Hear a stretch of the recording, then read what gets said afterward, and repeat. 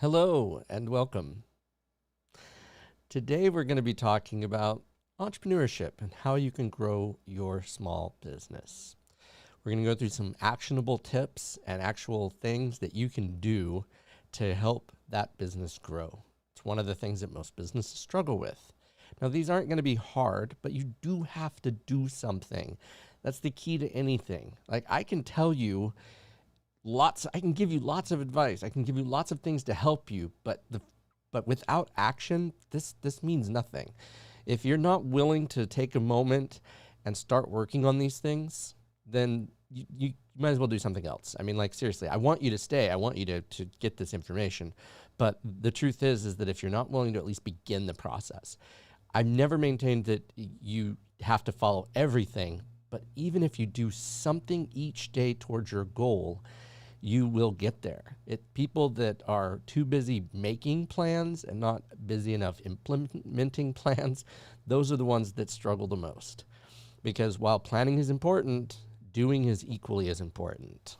Okay, so if you're new here, my name is Taylor Darcy from Think Legal, where I help people and businesses thrive. Welcome. Grateful to be here. I go live Monday through Friday, except for holidays and the occasional day off at 11 right here, right now. This time it's 11:01. So please join me to get your questions answered. And if you have legal things that you need help with, I'm happy to answer them. If you're not able to attend the live, I totally get it. Not everybody can, but make sure to leave comments below. I'm happy to get back to you. I try to get back as soon as possible, but it doesn't always happen. So don't think I haven't forgotten about you, but yeah, make sure you leave that comment and I'll do my best. If you do need legal help and you are located in California, make sure to check out the links below. You can get access to my website. And I'd be happy to discuss your legal needs with you. So with that, keep in mind, let's get started, shall we?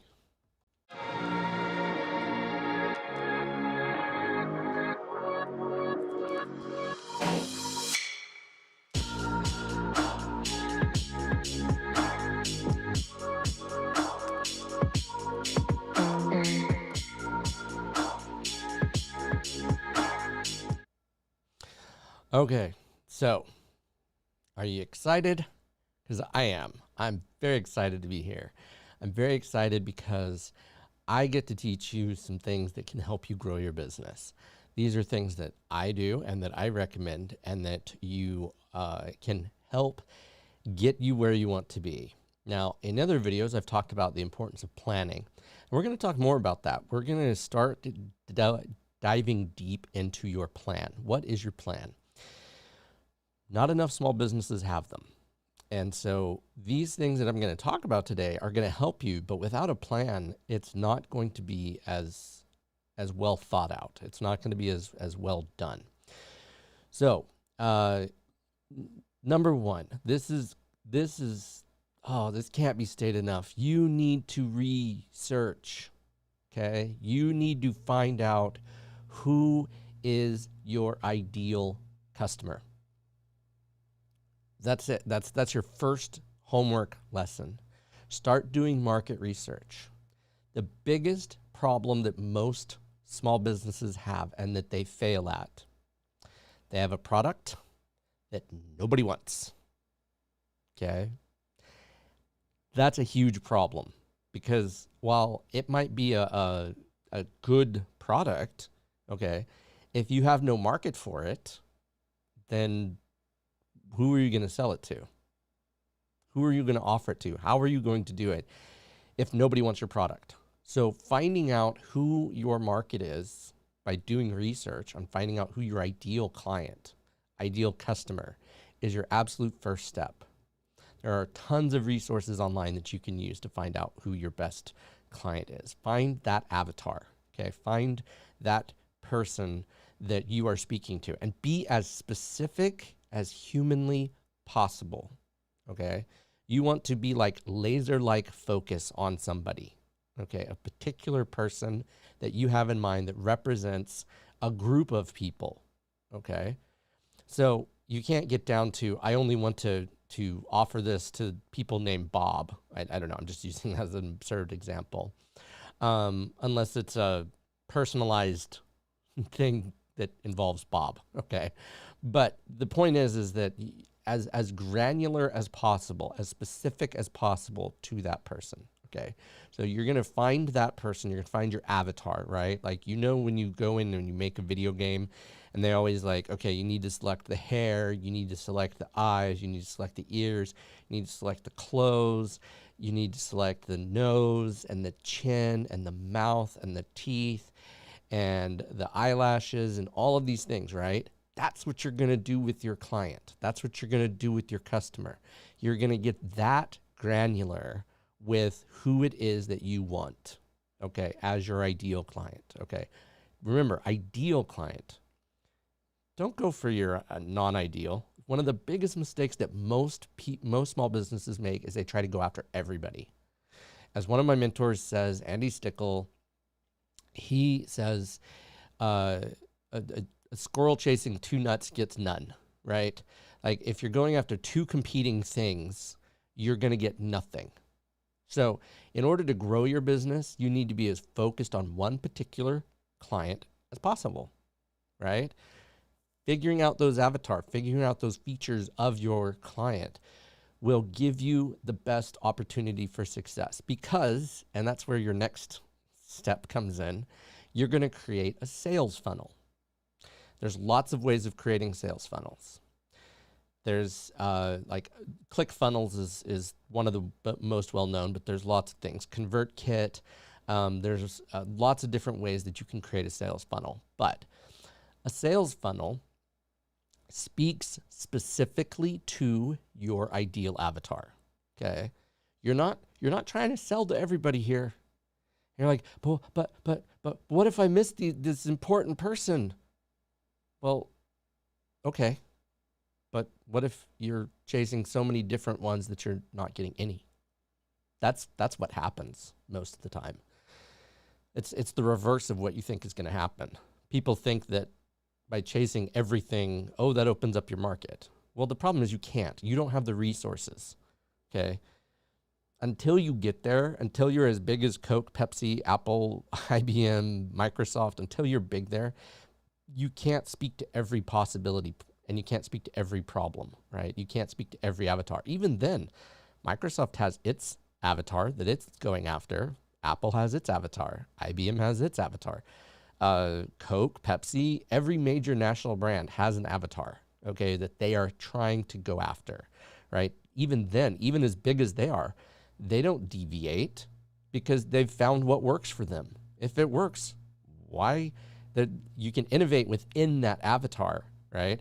But don't go outside that avatar unless you absolutely have to. Okay, that's why it's so important to do your research. But by building this sales funnel, you're not talking about yourself. You're not talking about your business. You're talking about your client or customer's pain points. Why is it they should buy your product? Because every entrepreneur that's a good entrepreneur solves a problem. So what you need to do is put together the avatar that has a problem and how your product solves that problem. Okay? And when you do that in the way of a sales funnel, they feel it, right? When you're speaking uniquely to them, they identify with you and they see that your product will solve their problem and they will buy.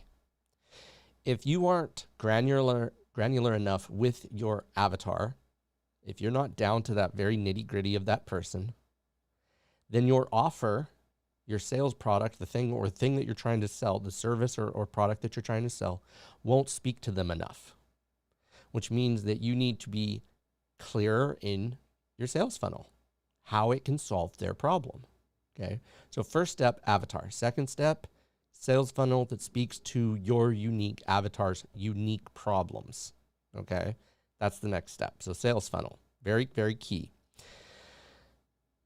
The next thing, so many small businesses fail at this next step. They get people in the door and then they screw the pooch. They just blow it. on this next thing. And this is so important. It is so much harder to keep existing customers than it is, or it's so much easier to keep existing customers, there we go, than it is to get new customers. Okay? So why is it so many businesses don't work harder at keeping their clients? And I don't just mean keeping in the sense that you do a good job, and that's important too, but I mean like continuing to help those particular clients. What problem are you solving, right, to get them in the door? But then it isn't as though problems go away, right? You solve one problem, there's another problem to be had. So are you continuing to discuss how you're solving your current existing customers' problems, right? And part of that is most small businesses don't have a customer retention program. They don't even think about it. Oh, well, they know I'm here. They'll reach out if they need anything. Yeah, that doesn't happen. What happens is most small businesses, most people are so involved in their own problems that they forget about you. It isn't that they don't want to reach out and have you solve a problem, or they didn't even know that you could solve that problem. Most of it's ignorance. It's your job to educate your customers and your clients on the problems that you solve, right? So if you don't have a customer experience or a client experience, how you're defining that, like, what's the difference between the Ritz Carlton and the Holiday Inn? Let's talk about that, right? The Ritz Carlton is an experience. Fundamentally, it's the same thing. You go to a Holiday Inn, you're getting a bed, you're getting a place. It's okay. It's not great, but it's somewhere to stay. It's not terrible. We're not going to go Motel 6 or Super 8, but my point is that when you're thinking about experience, how are you addressing your customer experience? What kind of experience do you want them to have? Do you want them to have a Ritz-Carlton experience? Or are you okay with the Motel 6 experience or a Holiday Inn? So on and so forth, right? So you need to discuss that. You need to think about these types of things. What type of experience are you giving your clients? Are you giving them a positive experience, a negative experience? Or unfortunately, most often, small businesses give them no experience at all. It's very transactional, right? You buy something, that's it. There's no relationship built. So what are you doing to build a relationship so that your clients and customers continue to use your services when they need it, right? What type of relationship are you building? Because people like to do business with people they know, like, and trust. And I'm sure you've heard this multiple times from other parties, but it's true. So when you're dealing with your customer, how are you building your know, your like, and your trust? One of the ways that works for me is by doing these live videos, by building my know, like, and trust through them, because you get access to me for a brief time each day to talk about legal issues and to talk about entrepreneurship and personal injury and lots of different things, because you get to know me and see me and realize who I am to help you. So increasing your know, like, and trust is absolutely paramount. In just a second, we'll discuss that.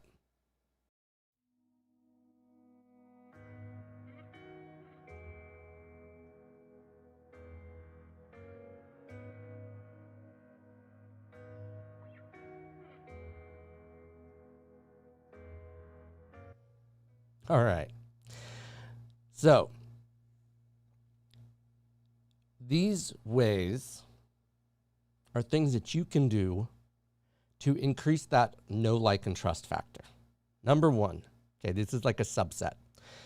Prioritizing customer service. Focusing on your customer experience. What are they experiencing? Is it positive? Is it negative? Is it apathetic? Right? Like, how do they get to know you if you never share with them anything that helps them get to know you? Okay, that's number one.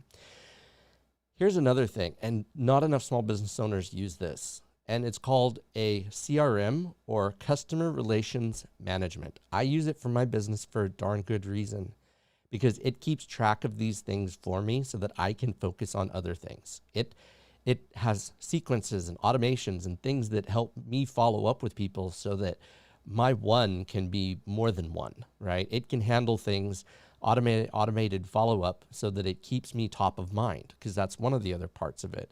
So you want to have this client experience. What are they expecting? How can you make that better? And each time there's a failing, that's an opportunity to improve. That's an opportunity to make things better for them. So if you find that something's not working, then once they're that client, there's so many opportunities to fix it and to help improve that. But you can't do that if you don't talk about it, right? So a client relationship manager, creating a loyalty program. One of the most genius things is, who here in the last 10, 20 years of your life hasn't gone to like a sandwich shop where they hand you a punch card and they put a little stamp on it every time you buy something, right?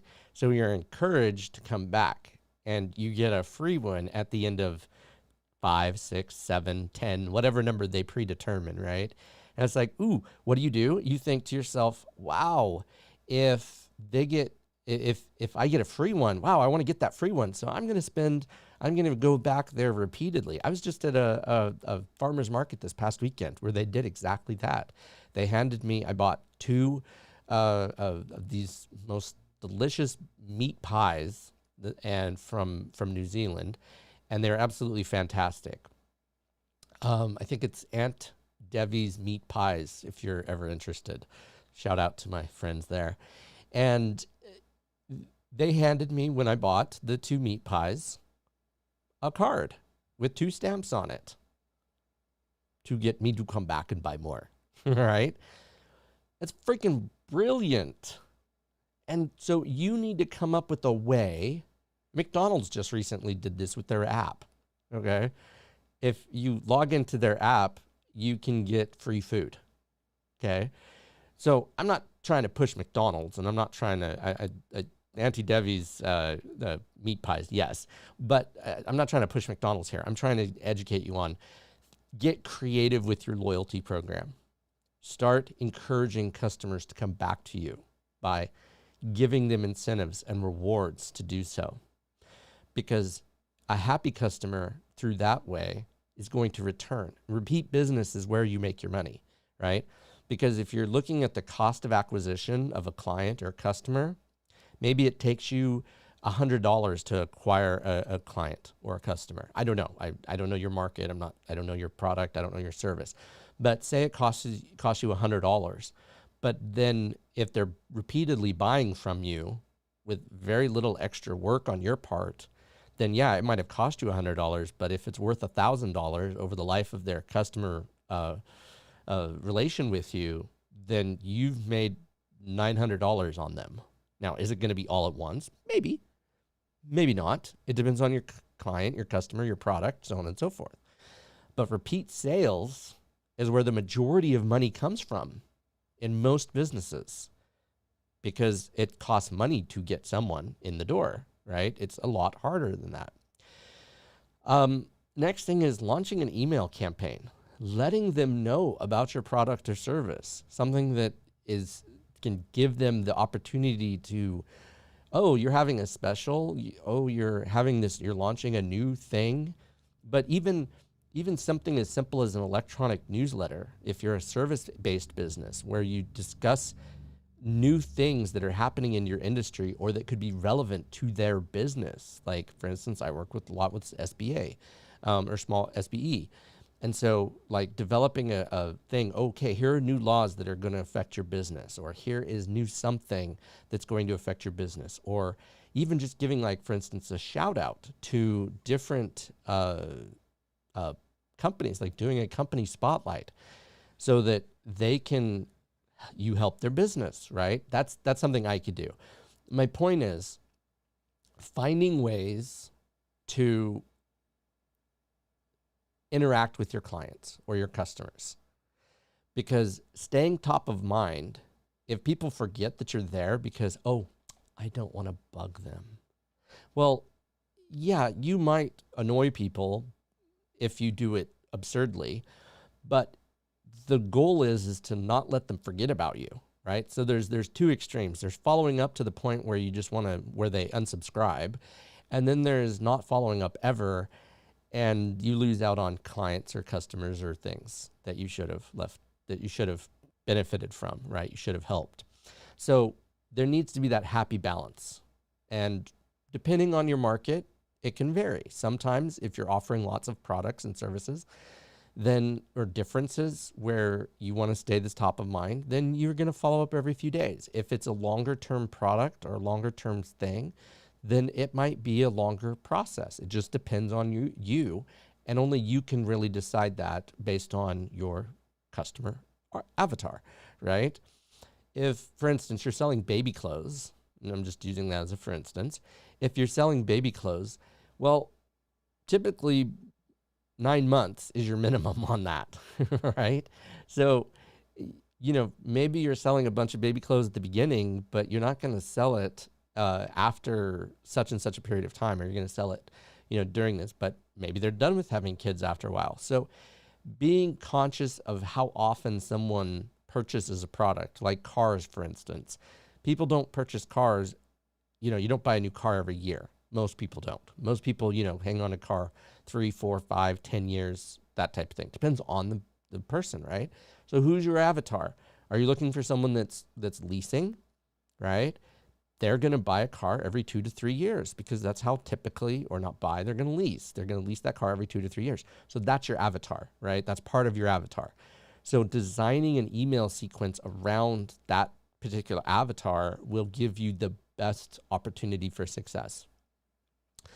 The next one, and this one is so important, engage with your customers on social media. People like to be interacted with by their brands. It used to be that companies would just do their thing and they would only interact with them when they wanted something, when they wanted to buy that something. And that's how it used to be. But with social media, I mean, Twitter, like for instance, Wendy's will go out and they will roast people on Twitter.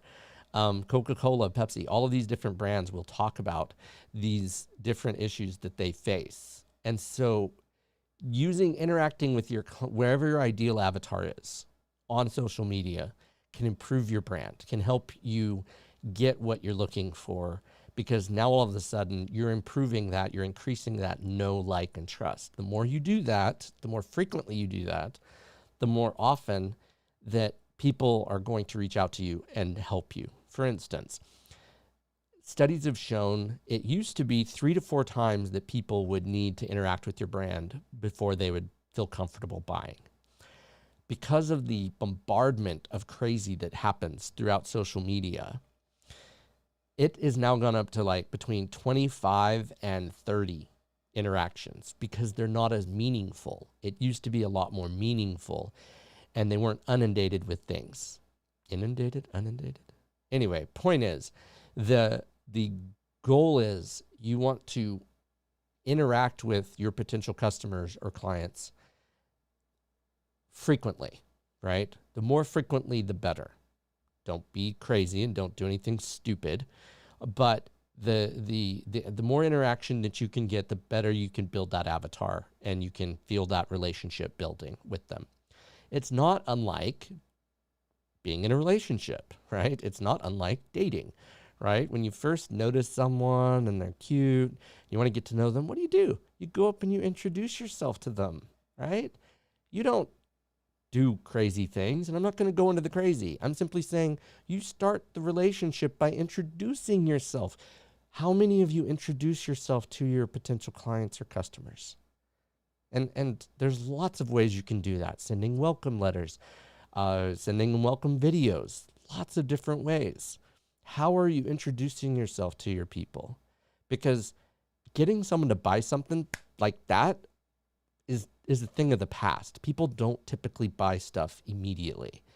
So by building your know, like, and trust to people, then all of a sudden you're no longer an unknown quantity. You're a known quantity. You become like a friend to people.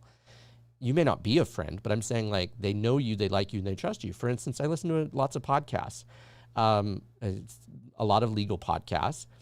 I feel like I know those people, and I do in that podcast.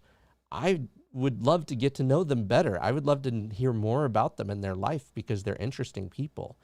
Podcasts are a great way to improve your brand. We have the podcast Tactical Startup here that I've been a little laxed on, that I'm reviving, and I'm getting more content, and I'm having more guests, and I'm developing that. And that's going to be coming out here shortly.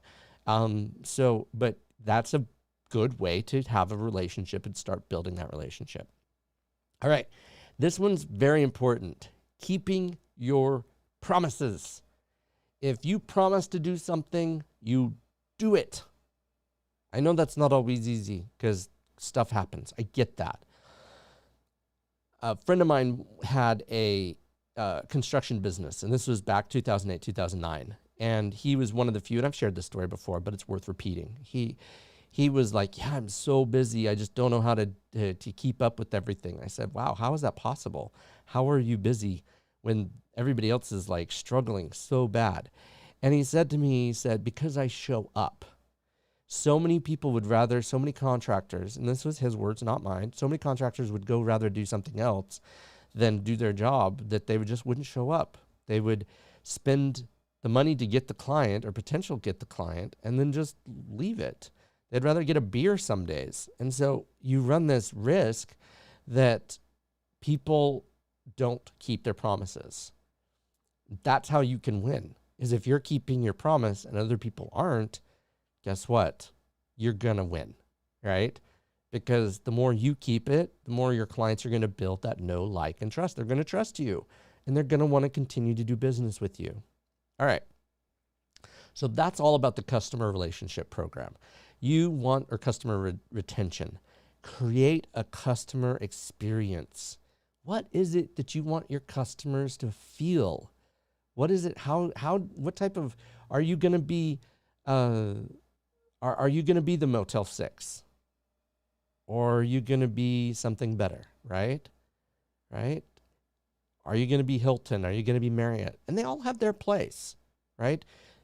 That the market is flooded, certainly, but they all have their place. And so you have to decide what it is that you want to do and then plan accordingly.